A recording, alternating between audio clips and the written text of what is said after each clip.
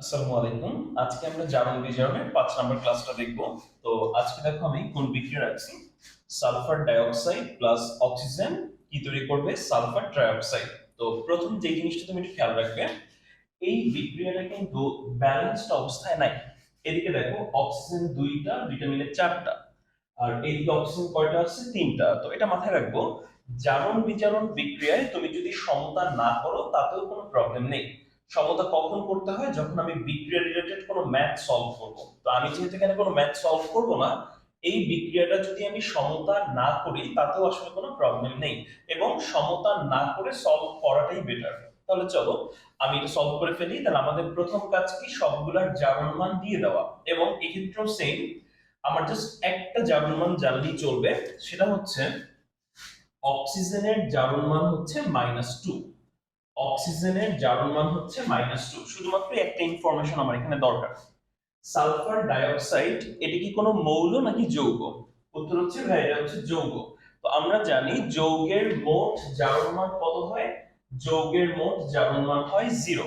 কিন্তু এখানে যেহেতু ভিন্ন ভিন্ন পরমাণু, মানে সালফার এবং অক্সিজেন বিদ্যমান, তাই আমি এখানে আলাদা আলাদা জারণ মানগুলো উল্লেখ করব। তাহলে অক্সিজেনের জারণ মান হচ্ছে -2।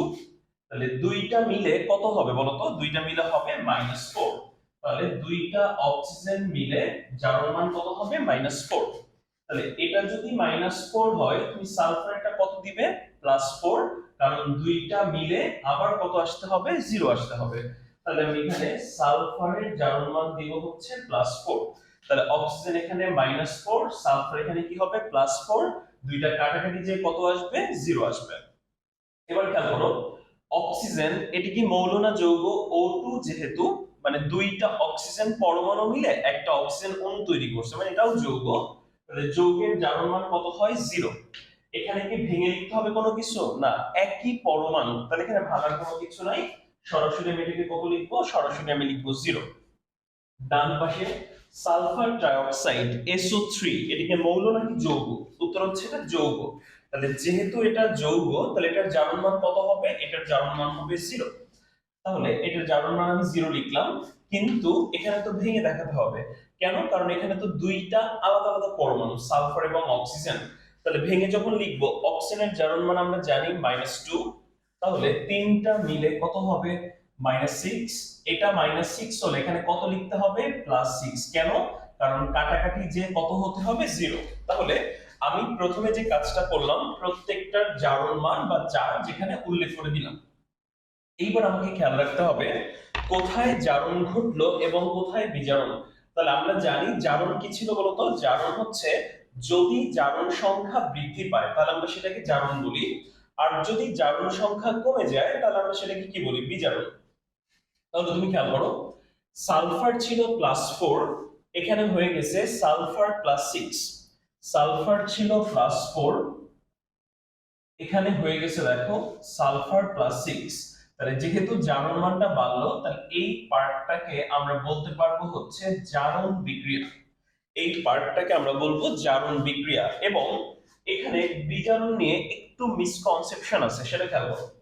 এখানে অক্সিজেনের চার্জ কত? -4। এটা এখানে অক্সিজেন হয়ে গেছে কত? -6। অক্সিজেনের ব্যাপারটা খুব ভালো করে খেয়াল করবা। এখানে অক্সিজেন ছিল -4, আর এখানে অক্সিজেন কত হয়ে গেছে? -6। তার মানে -4 থেকে -6 বাড়ছে নাকি কমছে বলতো? কমে গেছে। -4 এর চেয়ে -6 কিন্তু ছোট। তাহলে -4 থেকে -6 এটা কমে গেছে। কমে গেলে কি হয়? বিজারণ। আবার তুমি খেয়াল করো, এই অক্সিজেনের সাথে যদি এই অক্সিজেনটা আমি কম্পেয়ার করি, এই অক্সিজেন হচ্ছে 0 আর এই অক্সিজেন হচ্ছে -6, এখানেও কমে গেছে। তাহলে এটাও কি হয়? বিজারণ। প্রবলেমটা হচ্ছে একই বিক্রিয়ায় দুই জায়গাতে কখনো বিজারণ হবে না। জারণও এক জায়গায় হবে, বিজারণ এক জায়গায় হবে। তাহলে আমাদের মিসকনসেপ্টটা কোথায় আসলে?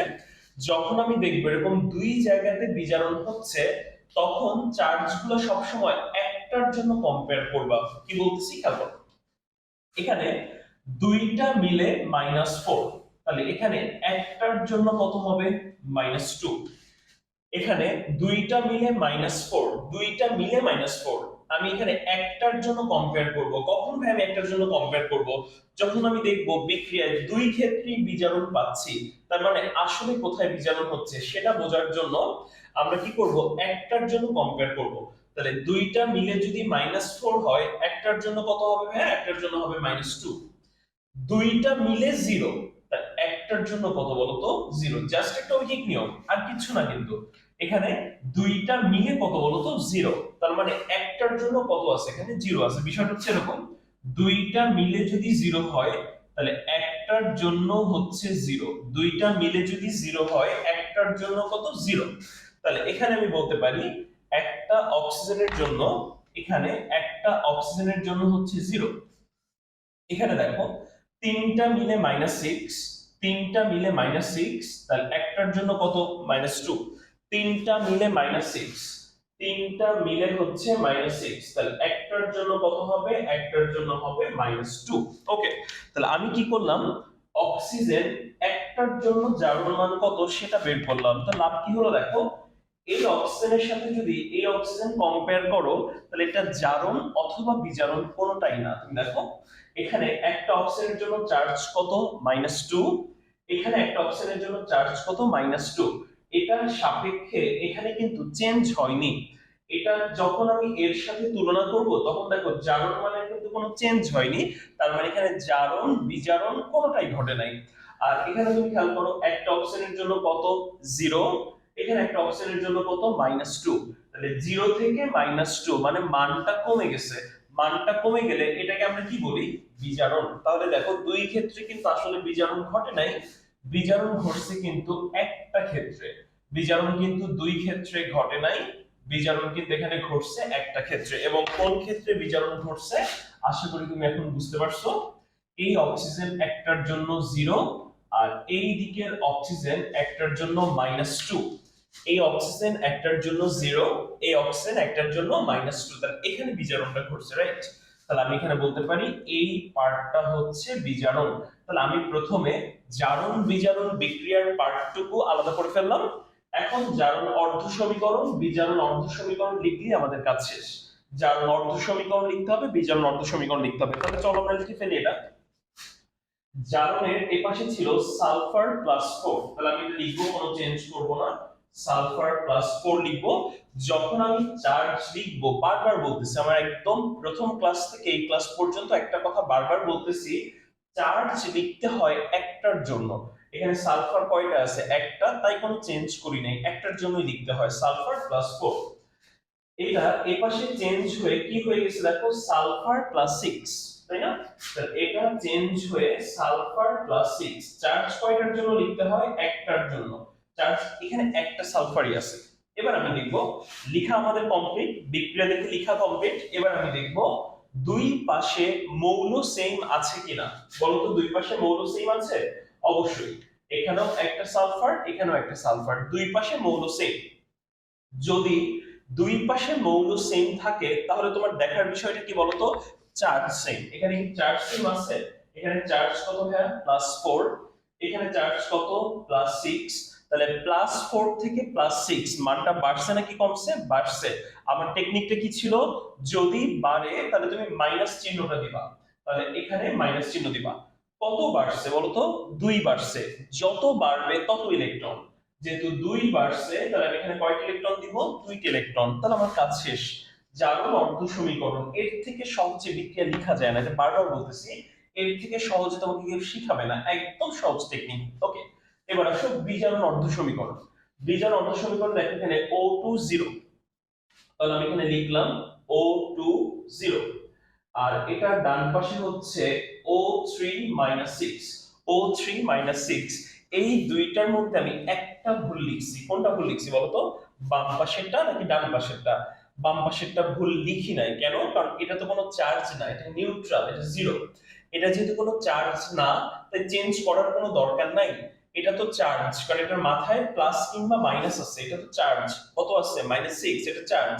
চার্জ কয়টার জন্য লিখতে হয়? চার্জ কয়টার জন্য লিখতে হয়? একটার জন্য, একটার জন্য। প্রত্যেকটা ক্লাসে বলতেছি চার্জ কয়টার জন্য লিখতে হয়? একটার জন্য। এই জায়গাতে কিন্তু ভুল হবে। সো এই জায়গাতে যদি ভুল না হয় চার্জ আমি সবসময় কয়টার জন্য লিখবো বলতো? একটার জন্য লিখবো। তাহলে 3টা মিলে কত? -6। একটার জন্য কত হবে? -2। 3টা মিলে -6, একটার জন্য কত হবে? একটার জন্য হবে -2। চার্জ আমি সবসময় একটার জন্য লিখবো, চার্জ সবসময় একটার জন্য লিখবো। তাহলে একটা অক্সিজেনের চার্জ কত? -2। এই তিনকে কি ফেলে দিতে পারবো না? এটা ব্যালেন্স করার জন্য কি করতে হবে? ব্যালেন্স করার জন্য আগে লিখতে হবে। তাহলে 3O - 2, 3O - 2। তাহলে এইভাবে লেখা যাবে না, এটা মুছে ফেললাম। এর পরিবর্তে লিখতে হবে 3O - 2, 3O - 2। এবার আসো স্টেপ গুলো ফলো করবো আমি। আমার প্রথম স্টেপ কি থাকে বলতো? প্রথম স্টেপ কি থাকে? দুই পাশে মৌল সেম কিনা এটা চেক করা। এখানে দুই পাশে কি মৌল সেম? দুই পাশে কি মৌল সেম? না ভাইয়া। এপাশে কয়টা? দুইটা। এপাশে কয়টা? তিনটা। মৌল সংখ্যা আগে সেম করতে হবে, মৌল সংখ্যা সেম করতে হবে। এখানে সেম ছিল, জারণ অর্ধ সমীকরণে সেম ছিল, তাই নতুন করে সেম করতে হয় নাই। এখানে আমি সেম করব কিভাবে? ডান পাশে 3 দিয়ে বাম পাশে গুণ করো।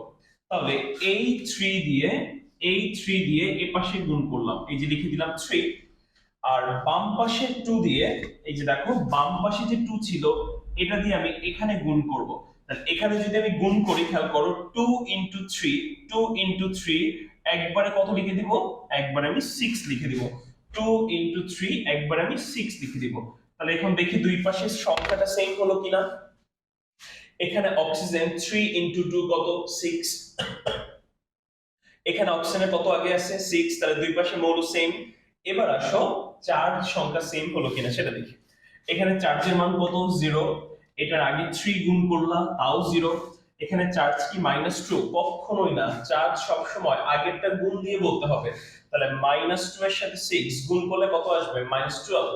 তাহলে এখানে হচ্ছে চার্জ -12। সেই একই টেকনিক। বলতো সংখ্যাটা বাড়লো নাকি কমলো? সংখ্যাটা বাড়লো নাকি কমলো? 0 থেকে মাইনাসে কমে গেছে। উল্টা, যদি কমে যায় তুমি এখানে প্লাস চিহ্ন দিবা, যদি কমে যায় প্লাস চিহ্ন দিবা। কত কমে গেছে বলতো? 12 কমে গেছে। তাহলে এখানে আমি কয়টি ইলেকট্রন দিব?